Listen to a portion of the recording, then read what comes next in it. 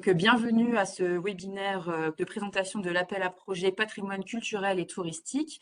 Je suis Margot Molenda-Pruvot, je suis responsable de projet au sein du service FEDER au sein de la direction Europe qui a copiloté la démarche de l'appel à projet.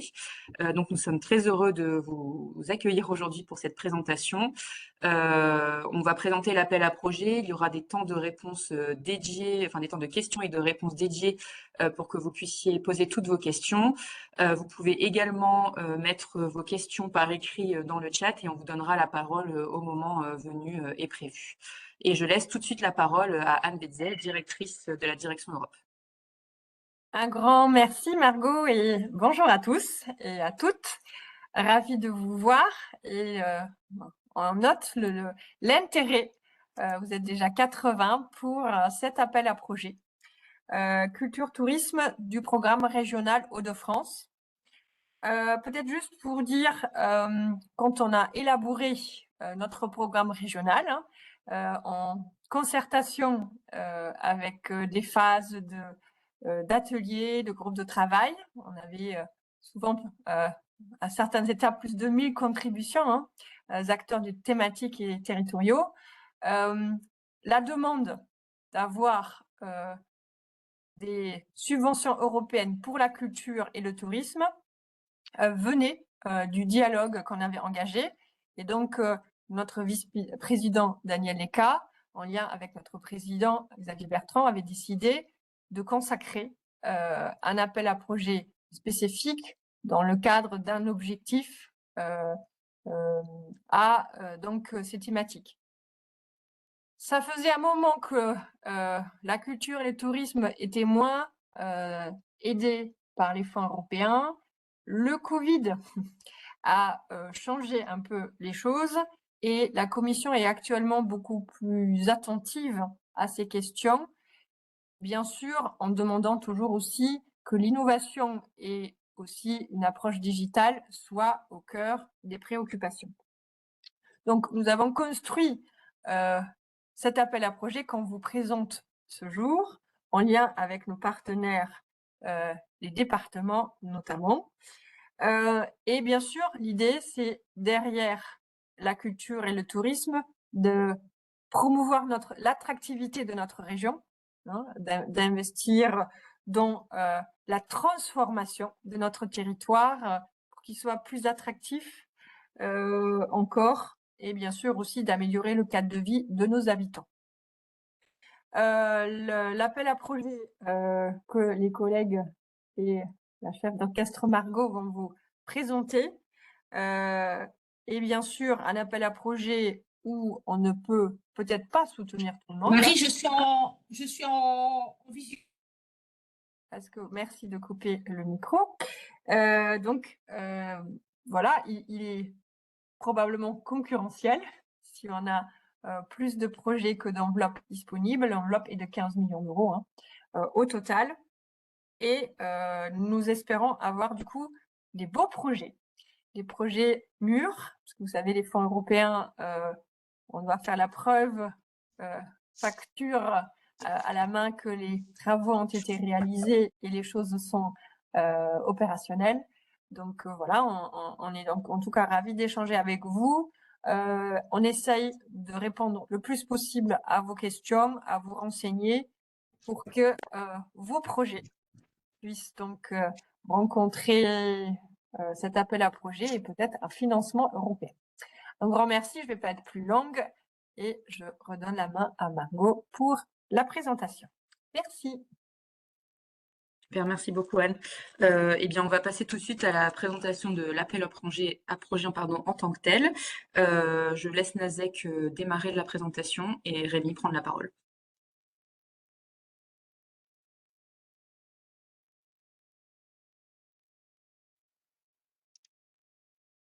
Merci Margot. Donc bienvenue à tous pour cet appel à projet. Pour rappel, c'est donc l'appel à projet patrimoine culturel et touristique. Le slide suivant, s'il vous Merci. Donc, pour repartir sur les grandes lignes, la région de France a donc conclu, dans le cadre du programme régional, avec la Commission européenne, un accord, pour un montant à hauteur de 1,3 milliard d'euros, dont 867 millions d'euros dédiés au FEDER et plus particulièrement, 130 millions d'euros qui vont être dédiés à l'objectif stratégique numéro 5 qui va nous intéresser aujourd'hui. Voilà. Donc, au niveau de cet objectif stratégique, on est donc sur la priorité numéro 7, donc la contribution au développement d'une approche intégrée, durable et solidaire, un objectif spécifique 5.1 et donc le type d'action numéro 4 que vous trouverez dans le domo à la page 205, donc appel à projet patrimoine culturel et touristique. L'enveloppe allouée est donc de 15 millions d'euros, comme l'a déjà évoqué Anne.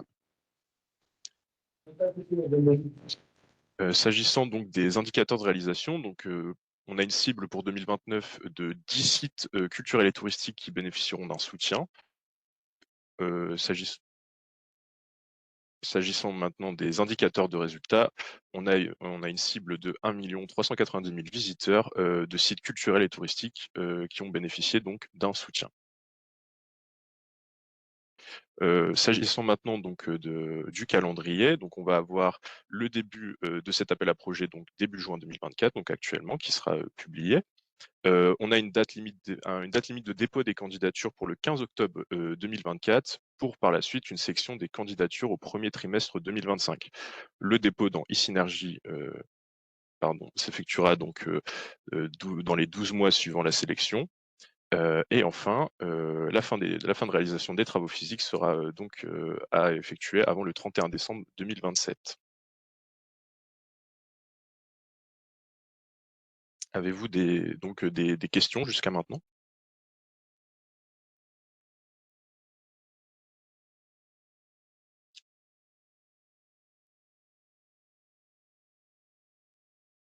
Je n'ai pas l'impression, ouais.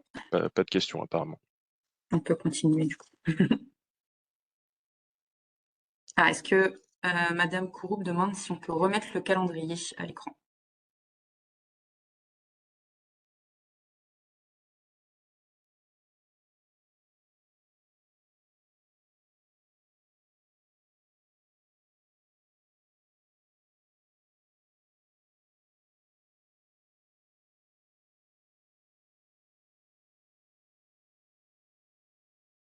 Je note votre question, Monsieur Vrévin, et je vous réponds dans la suite.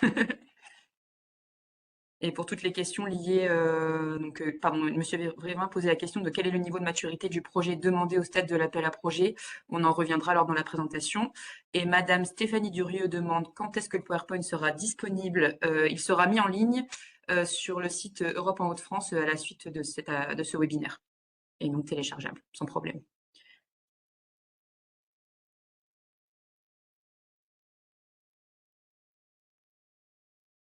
Je n'ai pas l'impression que nous ayons d'autres questions pour l'instant.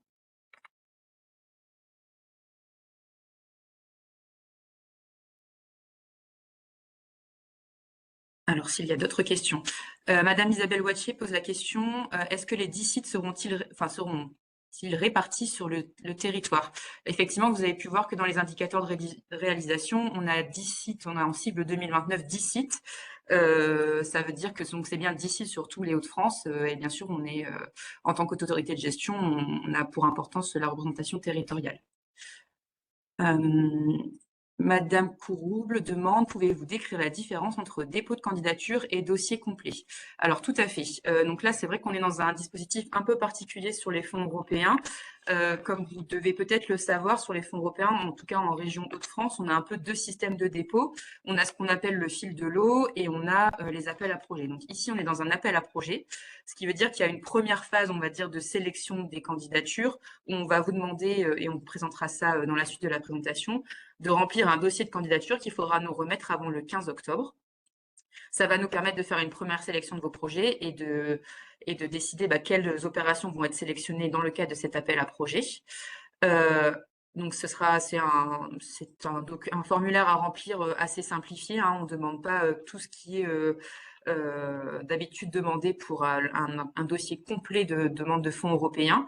Et c'est seulement une fois qu'il y aura eu cette période de sélection qu'il y aura eu donc du coup cette sélection, pour les opérations sélectionnées, elles seront invitées à déposer dans Synergie un dossier complet.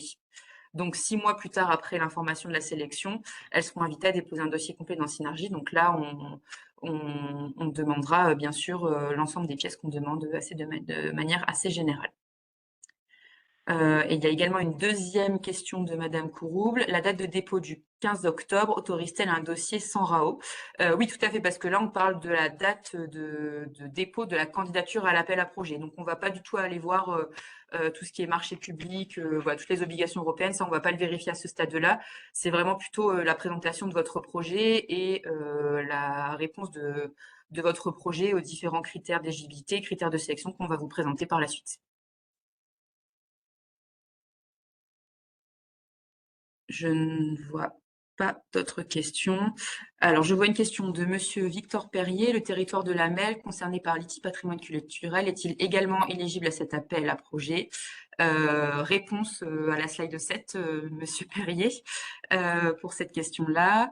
Et ensuite, nous avons une question donc, de Monsieur Vincent Tierson. Est-ce que les 10 sites seront sélectionnés à l'issue du 15 octobre ou est-ce qu'il y aura plus une seconde sélection après dépôt?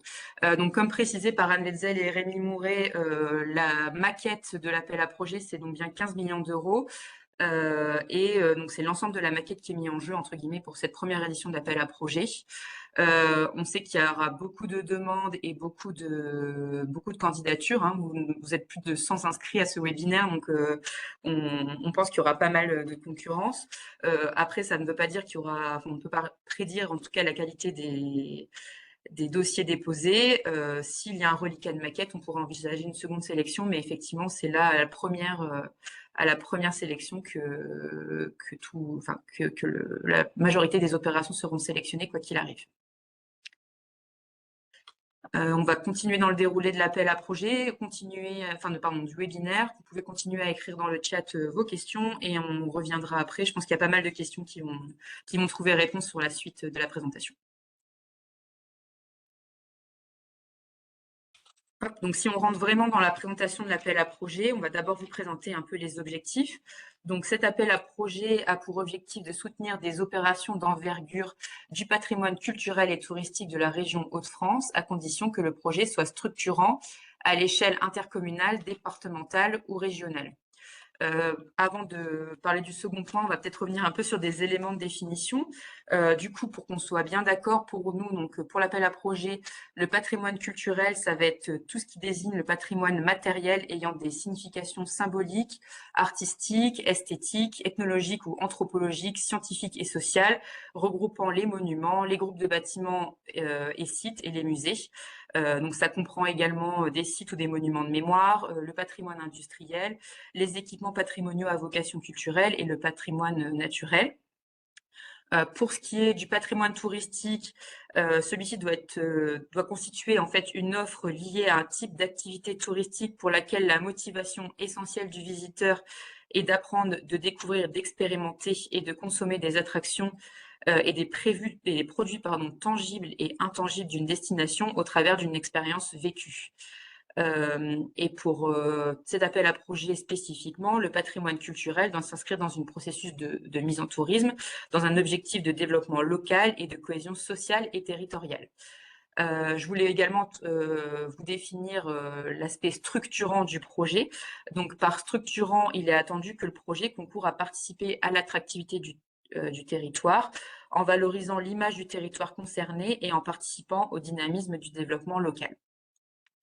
Une question qui peut arriver, c'est que le patrimoine soutenu ne devra pas nécessairement être classé ou inscrit, mais son patrimoine... Je vais vous inviter à couper votre micro parce que sinon on va avoir des réverbations. Merci. Donc, le patrimoine soutenu ne doit pas être nécessairement inscrit ou classé, mais l'intérêt patrimonial remarquable devra être démontré par une autorité publique compétente.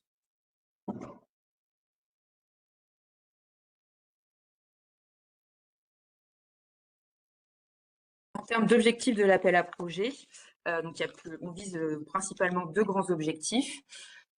Donc, d'une part, on vise à soutenir la transition écologique et numérique du patrimoine déjà mis en tourisme, notamment en soutenant la transition des usages existants ou l'émergence de nouveaux usages, pour améliorer le parcours des visiteurs.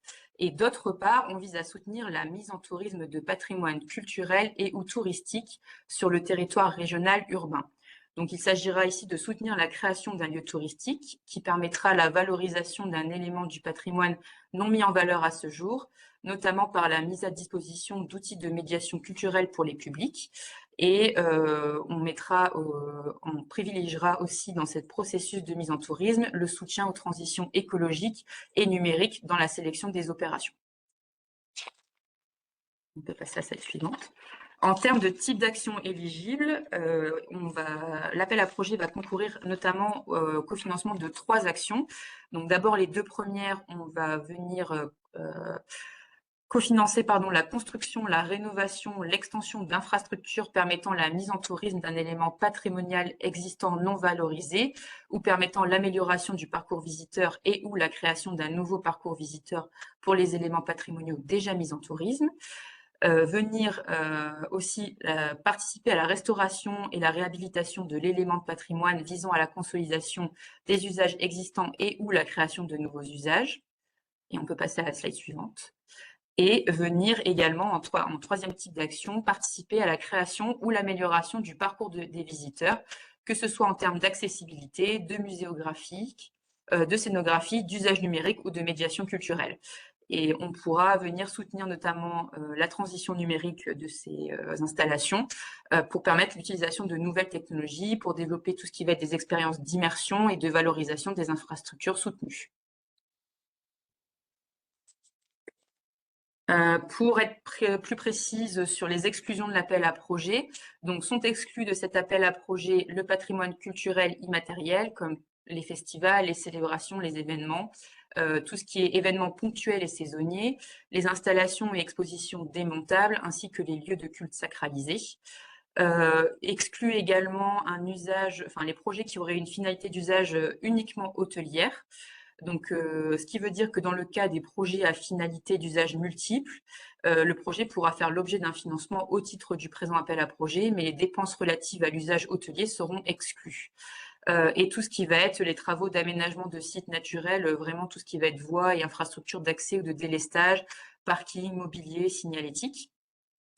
Et on exclut également les opérations qui seraient strictement de la mise aux normes et de l'entretien courant. On va passer peut-être à une nouvelle phase de questions-réponses. J'en vois plusieurs qui défilent. Oui, Alors, Margot, sur la définition de l'autorité publique compétente. oui, tout à fait. Questions qui portent sur ce sujet. Oui, alors il n'y a pas de liste de structure qui doit montrer, qui a une compétence spécifique. Ça peut être une autorité publique, ça peut être tout à fait la communauté, par exemple, d'agglomération qui a qualifié l'équipement de remarquable en termes de patrimoine. En fait, il faut qu'il y ait une trace, effectivement, que cet établissement ou cet élément de patrimoine est d'un patrimoine remarquable.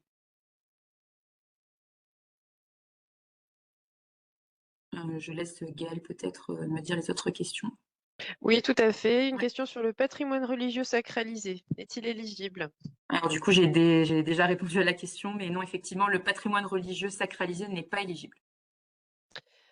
Ensuite, sur la question de la rénovation énergétique, est-ce qu'on a des attentes spécifiques, un niveau à atteindre en termes de rénovation énergétique sur cet appel à projet? Alors on va venir, alors puisqu'on fait on s'attarde quand même sur la transition écologique des équipements, donc on n'a pas une attente aussi forte que la restauration énergétique qu'on peut financer sur l'OS2, mais on pourra venir quand même voir l'intérêt de la rénovation qui est menée, et notamment c'est un des critères de sélection de l'appel à projet. On vous en parlera après. Et dernière question sur les EPCC, sont-ils éligibles ou non? Est-ce qu'on peut venir préciser l'acronyme de Oui. EPCC? Vous pouvez prendre la Et pour parole, Madame Danielewski, si vous voulez. Et je me permets de rappeler que sur certaines questions, des réponses vous seront apportées via une FAQ qui détaillera davantage les questions récurrentes. Et vous la retrouverez avec la présentation PowerPoint et la vidéo, l'enregistrement de ce webinaire. Ouais, ce sont des établissements publics de coopération culturelle. Donc, on en a sur le territoire où il y a plusieurs EPCI qui sont partenaires, etc. Donc, Rémi va aborder dans les slides suivantes les établissements éligibles. Donc, vous aurez votre réponse. Mais on la prend bien en compte.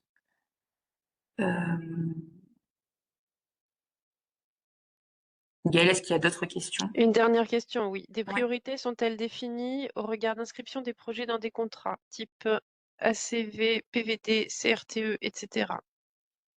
Nous, on vient pas contrôler enfin, c'est pas dans nos critères de sélection en tout cas. Pour peut-être préciser, on aura dans le comité de sélection des membres de la DRAC, mais également des membres de direction expertes dans la région, notamment la direction culture et la mission pour le tourisme, qui pourra nous donner des informations sur les projets et sur l'inscription dans leur contrat. Une question qui revient également sur le seuil minimal de dépenses éligibles. On va y répondre aussi plus tard. Très bien. Je pense qu'on peut reprendre. Oui, reprendre le fil de la présentation et encore une fois, la FAQ permettra de répondre dans le détail aux questions récurrentes.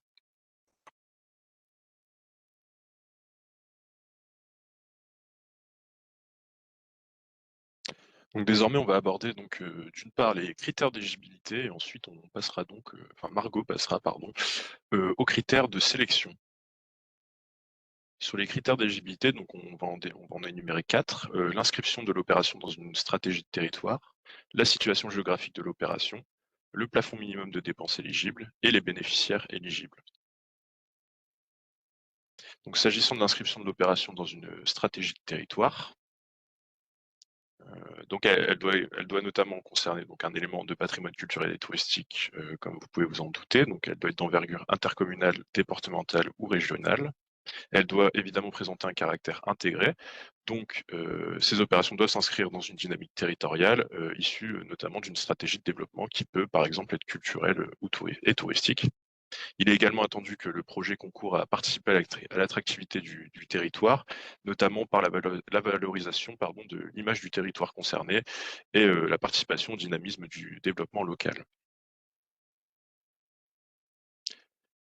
Donc sur la situation géographique de l'opération, donc elle doit être sur le territoire des Hauts-de-France et elle s'inscrit donc en zone urbaine. Donc la cartographie ainsi que la liste des zones éligibles donc, elle sera disponible en annexe 2 donc, de cet appel à projet.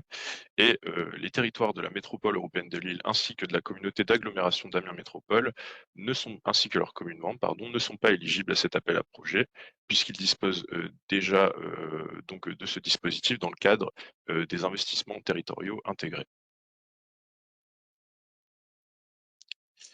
Sur la situation, donc voici la carte que vous pouvez notamment retrouver en annexe 2. Et donc Pour compléter ton propos, Rémi, la carte du coup est transmise dans l'appel à projet. Il y a également la liste précise des communes qui sont éligibles dans l'appel à projet et la cartographie est consultable en ligne et il y aura aussi un lien dans l'appel à projet. Comme ça, vous pouvez tout de suite voir si la commune où se situe l'élément de patrimoine est éligible. Donc maintenant sur les dépenses éligibles et notamment le plafond minimum, donc on est sur un 1 million d'euros hors taxe ou toute taxe comprise selon le régime de TVA applicable à l'opération et la dépense éligible sera donc déterminée par l'autorité de gestion durant la phase d'instruction. Sur les bénéficiaires éligibles, donc les structures porteuses éligibles sont donc les collectivités territoriales et leurs groupements et leurs opérateurs publics privés ainsi que les associations. Et je laisse désormais la parole à Margot. Oui, on va revenir ensemble sur les critères de sélection qu'on va dérouler un à un. Donc tout d'abord, en premier critère de sélection, on viendra étudier la contribution du projet à la stratégie territoriale définie. Donc, dans quelle mesure le projet vient contribuer à la mise en œuvre de cette stratégie territoriale? Est-ce que le projet intègre bien les objectifs stratégiques du territoire? Donc là, on sera vraiment, donc c'est un premier critère de sélection avec une note maximale de 5 points et un coefficient de 1. On peut passer. Ensuite, on viendra en deuxième critère de sélection et étudier la contribution du projet à la mise en tourisme et ou l'amélioration du parcours visiteur. Donc, on viendra étudier si le projet que vous présentez vient créer une nouvelle dynamique pour l'infrastructure culturelle et ou touristique et instaurer une nouvelle dynamique sur le territoire d'implantation de la structure culturelle et ou touristique. C'est un critère assez important puisqu'il sera de coefficient 3. Autre critère de sélection, la contribution du projet à la transition écologique. On viendra prendre en compte de manière significative si les travaux menés viennent améliorer la performance énergétique. On sera sur un coefficient de 2 pour ce critère-là. Autre critère, la contribution du projet à la transition numérique.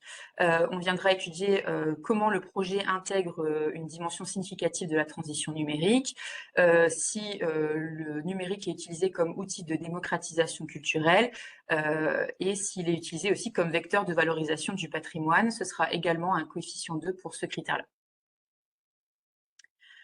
Ensuite, il y a le critère de contribution du projet à l'inclusion, l'interactivité et l'accessibilité des visiteurs. Donc, on viendra étudier si le projet intègre des aménagements spécifiques aux besoins spécifiques des visiteurs. L'intégration, est-ce qu'il vient intégrer aussi des aménagements favorisant l'interactivité des visiteurs? Est-ce qu'il vient proposer des aménagements innovants et ou basés sur l'expérimentation? Et on sera sur un coefficient de 1 pour ce critère-là. Et ensuite, le critère de la prise en compte de l'implication des citoyens, habitants, usagers et visiteurs, qui est vraiment du coup un critère qui découle de l'inscription de l'appel à projet dans l'OS5, une Europe plus proche des citoyens. On viendra étudier si le projet implique les habitants et ou les citoyens et ou les visiteurs et ou les usagers dans l'élaboration, la mise en œuvre et le suivi du projet. Et ce critère-là est sur un coefficient 1. Pour vous résumer, du coup, l'ensemble des critères de sélection amène à une notation sur 50 points. On va classer de manière décroissante les opérations. Les opérations ayant obtenu une note inférieure à 25 points donneront lieu à un avis défavorable motivé. Les porteurs donc sélectionnés disposeront d'un délai de 6 mois pour finaliser le dépôt complet de leur dossier de demande de subvention FEDER sur la plateforme e-Synergie. Et tout dossier incomplet sera considéré comme abandonné et il ne pourra pas être programmé au titre de cet appel à projet. Et on rappelle effectivement, vous devez le savoir si vous êtes déjà porteur de fonds européens, que la sélection de l'opération dans le cadre de l'appel à projet ne donne pas droit automatiquement à l'octroi d'une subvention européenne.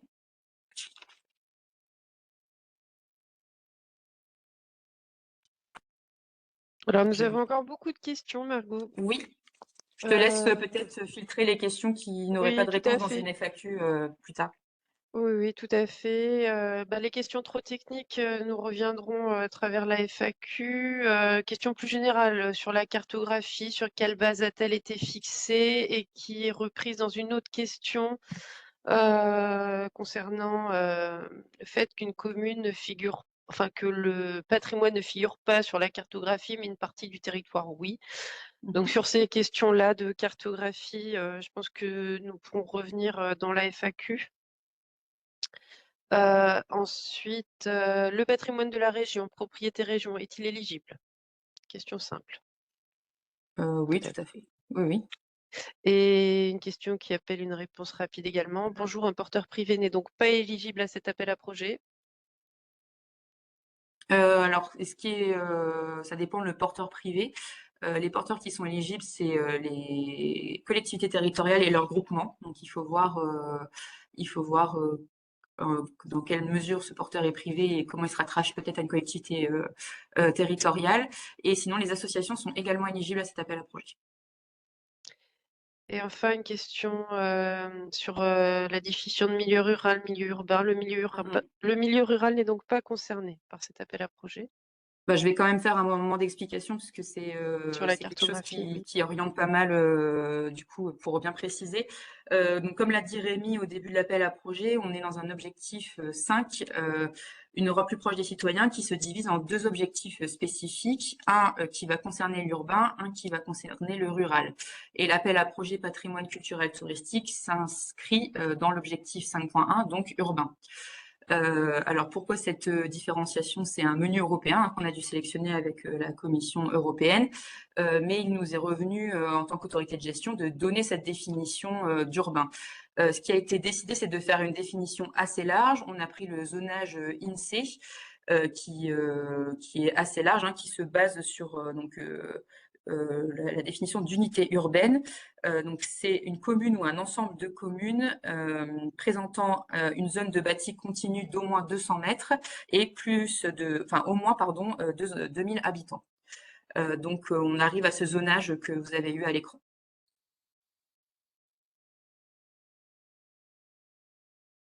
C'est tout pour les questions dans le chat et encore une fois, celles qui n'ont pas eu de réponse immédiate, nous tâcherons d'y répondre via la FAQ qui vous sera transmise. Tout à fait.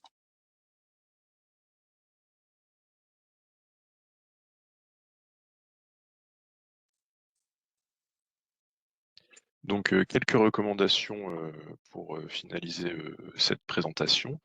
Donc, d'abord, n'hésitez pas à vous rapprocher du service instructeur. Donc, c'est donc le service FEDER de la direction, au sein de la direction Europe, au travers de l'adresse mail, donc europe-patrimoine@hautefrance.fr. Également, s'agissant donc du modèle de réponse, un modèle de réponse sera donc mis dans l'appel à projet en annexe et il est téléchargeable sur Europe en Hauts-de-France. On tient également à attirer votre attention sur quelques points de vigilance, notamment sur les capacités administratives et financières des bénéficiaires, puisqu'il faut être capable donc d'assurer un suivi du projet sur un temps long, puisqu'il y a jusqu'à 5 ans après le solde du dossier. Et il faut également anticiper l'avance de trésorerie, puisque les fonds européens fonctionnent de manière rétroactive. Sur le contrôle maintenant de la procédure de marché public, il ne faut pas hésiter donc à penser au plan de classement, à l'analyse des points de contrôle. Donc n'hésitez pas pour ça à vous appuyer sur la décision de la CE. Et en appui des porteurs de projets, on a donc le dirap-feder@hautefrance.fr.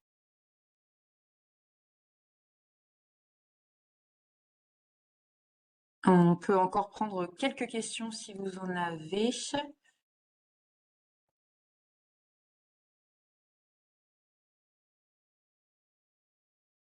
Dans le chat, on demande à revoir la carte.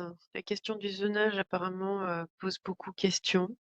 Donc, je te laisse répondre, Margot, soit en rediffusant la carte, soit de la Oui, façon on peut la rediffuser. Alors après, c'est vrai qu'en état, elle donne pas beaucoup de précision là tout de suite, mais ce sera plus pratique de la consulter lorsque l'appel à projet sera publié et que vous pourrez de manière interactive le faire.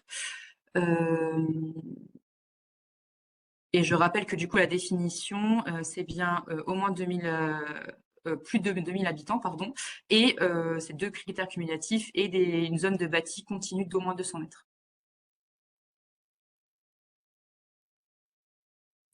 Et une question plus technique. Est-ce que Mhm. des supports numériques type vidéo peuvent être joints au dossier?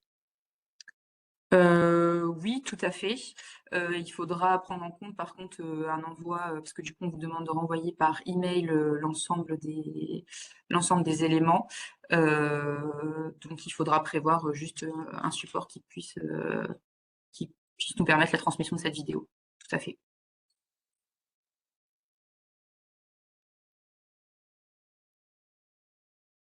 Et enfin, sur la date de publication de l'appel à projet. Oui, et bah, dès que c'est bon. Alors, il est passé en commission permanente chez nous le 30 mai. Donc, on attend les retours des circuits de délibération pour avoir la délibération signée. Et dès que c'est bon, on met en ligne l'appel à projet. Et donc, vous retrouverez du coup sur le site Europe en Hauts-de-France l'appel à projet.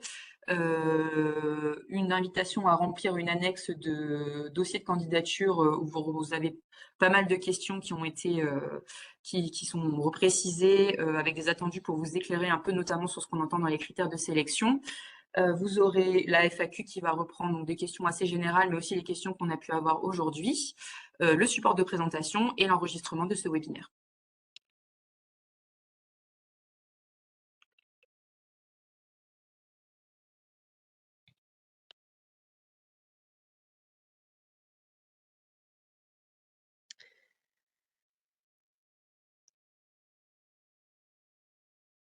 Peut-être qu'on peut prendre une dernière question s'il y en a. Oui, est-ce que les participants pourront être informés de la mise en ligne de l'appel à projet?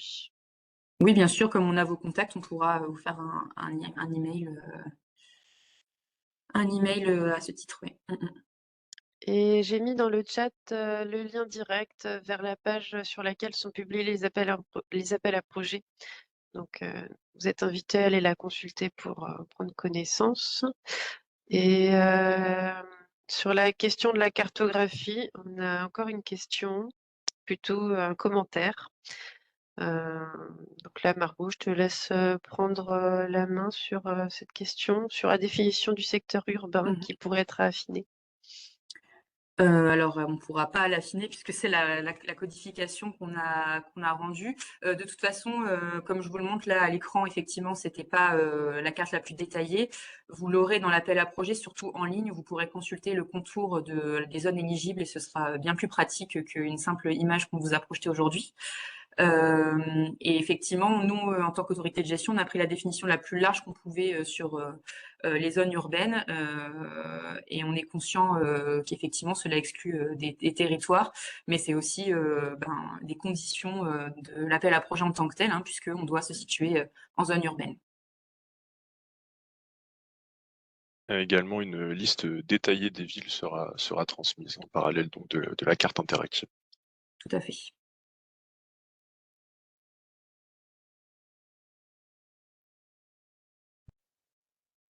Eh bien, si nous n'avons pas d'autres questions, je vous remercie d'avoir assisté à ce webinaire de présentation. Ah, il y a encore une question, j'ai l'impression. Madame Jaziak.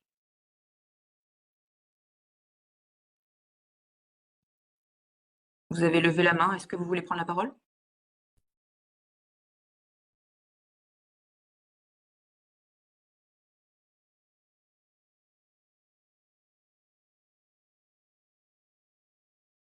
Bon, je ne vois pas de prise de parole pour l'instant.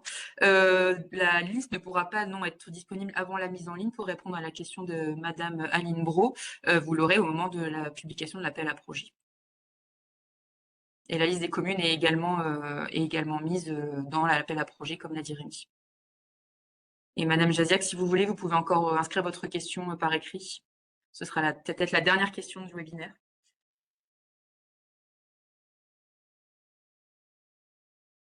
On vous laisse quelques instants.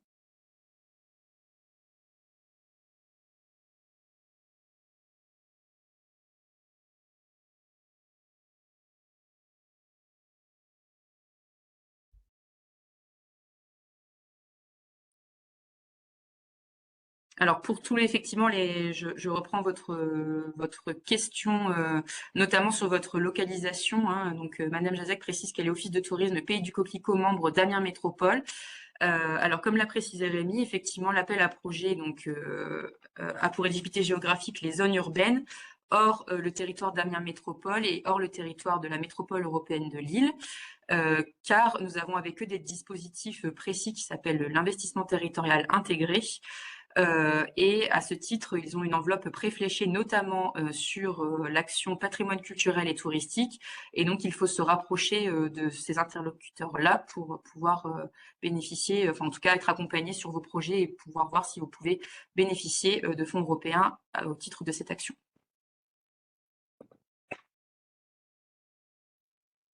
Deux dernières questions, Margot, qui viennent d'arriver dans le chat. Un taux de subvention est-il déjà défini pour les dépenses éligibles?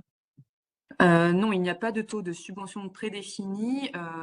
Comme vous devez le savoir, on a un taux de maquette qu'on doit respecter en tant qu'autorité de gestion qui est autour de 60%.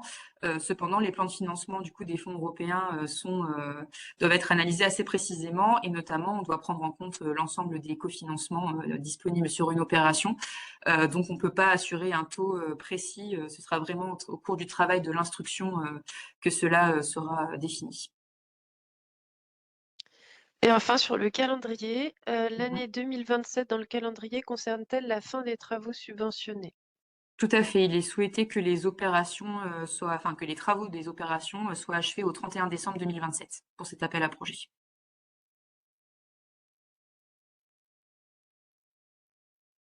C'est tout pour les questions. Super. Eh bien, je vous remercie du coup d'avoir assisté à ce webinaire. Donc, pour bien vous le redire, l'ensemble des documents, donc l'appel à projet, le dossier de candidature, la présentation, l'enregistrement de ce webinaire et la FAQ seront bientôt disponibles sur le site Europe en Hauts-de-France et on enverra à l'ensemble des participants et des inscrits du coup les informations pour retrouver tout ça en ligne plus facilement. Et si vous avez des questions d'ordre sur l'appel à projet, de compréhension, etc., n'hésitez pas à contacter du coup l'adresse europe-patrimoine@hautefrance.fr et on pourra, je vous invite aussi à consulter de manière assez régulière le site Europe en Hauts-de-France une fois que l'appel à projet sera lancé parce que la FAQ pourra être mise à jour avec les questions que nous recevrons assez fréquemment. Eh bien, merci à tout le monde et puis bonne journée et à bientôt. Au revoir. Au revoir. À bientôt. Au revoir.